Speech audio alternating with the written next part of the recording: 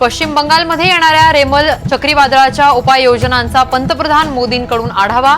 मध्यरात्री बंगालच्या किनारपट्टीवर चक्रीवादळ धडकणार। नितीन गडकरींच्या पराभवासाठी मोदी अमित शहांचे प्रयत्न। सामनाच्या रोखठोकमधून संजय राऊतांची टीका। अजित पवारांचे उमेदवार पाडण्यासाठी शिंदेंची यंत्रणा, तर निवडणुकीत पैशांचा वापर। सामनाच्या रोखठोकमधून राऊतांचा आरोप। संजय राऊतांना खोटं बोलायचं व्यसन। सामनाच्या रोखठोकमधील आरोपांवर सुधीर मुनगंटीवारांचं प्रत्युत्तर। लष्कर प्रमुख मनोज पांडेंना 1 महिन्याचं एक्सटेन्शन। ऐन निवडणुकीच्या धामधुमीत केंद्र सरकारचा मोठा निर्णय।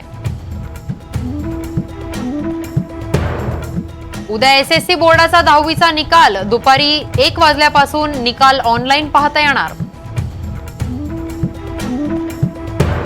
धुळ्यात दोंडाईचा भागात उष्माघाताचे 4 बळी। अकोल्यातही पुढचे 4 दिवस उष्णतेचे। पंढरपुरात मात्र वादळी पाऊस। धाराशिव नंतर आता बीड सोलापूरलाही वळव्याच्या पावसाचा तडाखा। परळी अंबाजोगाई केस धारूरमध्ये वादळी पाऊस। गोव्यातील वरणामध्ये भीषण अपघात। मद्यधुंद चालकाकडून बस झोपडीत। अपघातात 4 मजुरांचा मृत्यू। मुख्यमंत्री प्रमोद सावंतांचे कठोर कारवाईचे आदेश। येवल्यात दगड गँगची दहशत। दगडफेक करून वाहनांची नासधूस। घटना सीसीटीव्ही कॅमेऱ्यात कैद।